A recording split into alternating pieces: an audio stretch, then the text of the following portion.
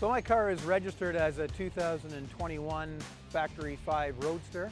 It's a replica of the 1965 Shelby Cobra. The car came to me in October of 2020 and was finished in February of 2023. We looked at doing a project car, and we wanted to find something that was iconic in the muscle car category, so we picked the replica Shelby Cobra. In some sense, you could say the car is completely modified, but it is a replica of the original car with upgrades to brakes and suspension and engine, which we'll certainly address that as we do the drive today. A dream car would be the 1965 Daytona Coupe, the original car, the one that beat Ferrari.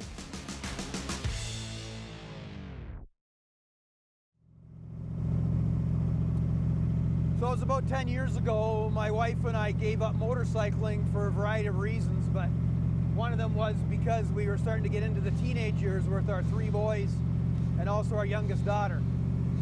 And then as a family, we thought we wanted to do some kind of a project together. And restoring an old car was not something that excited me because, none of us in our family have any technical abilities at all. As a matter of fact, I never changed oil in a car in my entire life until I actually changed the oil in this car for the first time.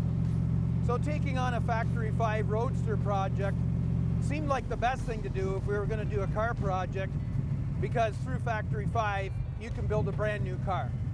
So you don't have to go to the salvage yard.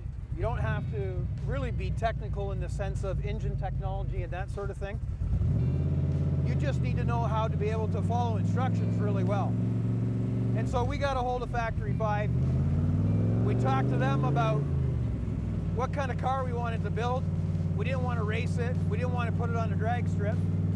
We just wanted to build a car that we would have a nice Sunday afternoon drive in, maybe go to Dairy Queen and do some touring around. And so the project began in August of 2020.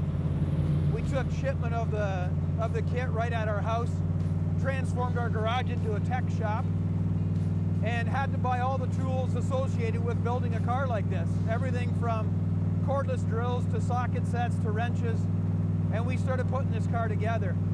And it was a big task, it really was, because we'd never done anything like this before, but with a lot of help from Factory 5, with a lot of help from their rep up in Sudbury, and his name's Ryan Ballins. He did a great job in helping us getting going. And then we started to put this car together. What was really exciting was within a 6-month period, we had a running go-kart. Factory 5 doesn't supply an engine or a transmission for a car like this. You have to get your own running gear. And so we worked with Blueprint Engines out of the US, and I had them supply me a 347 fuel-injected engine with a Tremec 5-speed manual transmission. And it literally was just drop the engine in, hook it up, and you're good to go. Now, of course, it's a little bit more than that as far as the wiring harness goes. But in 6-month period, we were able to take a go-kart, turn the key, and the second turn of the key, the car started and actually ran. And it was such a thrilling day for us. And that would have been in May of 2021, if I remember correctly. And then after that, it was starting to piece the car together as far as interior components, getting the exhaust sorted out, working with Factory 5 to do some fine-tuning on alignment and that sort of thing. And then I was in contact with a really good friend of mine named Johnny Dryden.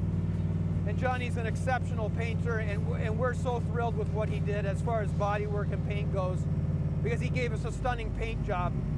My wife and I spent a lot of time looking at, what are we going to do for color?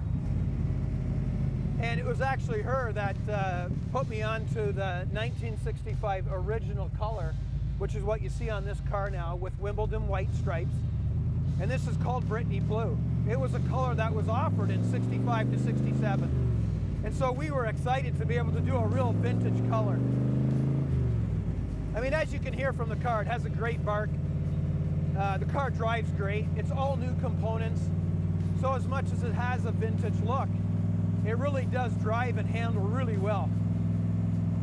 One of the things that really excites us about having this car is actually how it's brought so much of our family and friends together. And it sounds funny to put it that way, but through the build, we had people popping in all the time to ask us how it was going. My dad is unfortunately, he left us about a month ago. And, in our family, we make no excuses nor apologies that we serve God.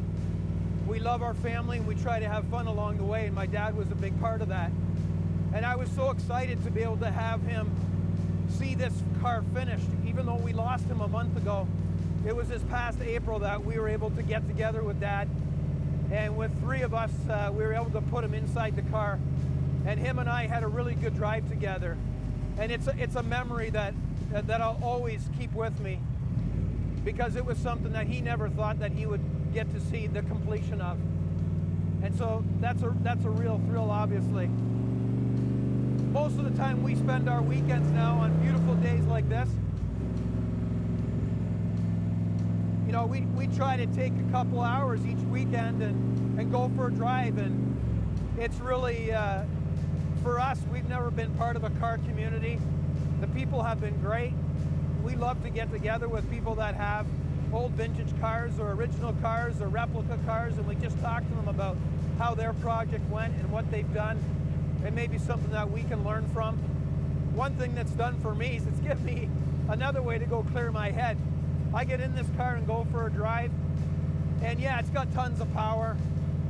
There's no doubt that if you get into it, it really wants to go. But it's just a great way to get my head cleared.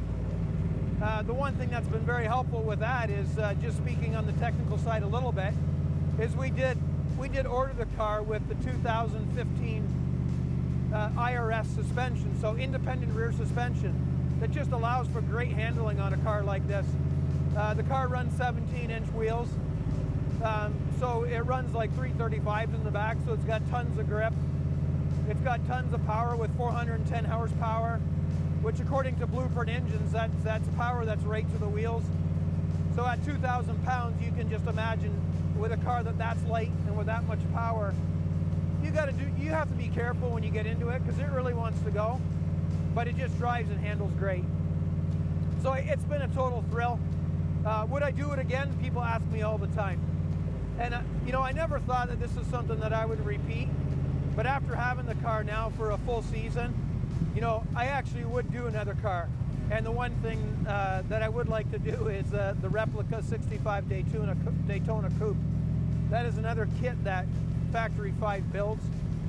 And our experience through them is that they've done such a great job with a kit like this. That doing a Daytona Coupe actually doesn't frighten me at all, but it excites me to maybe take on another project.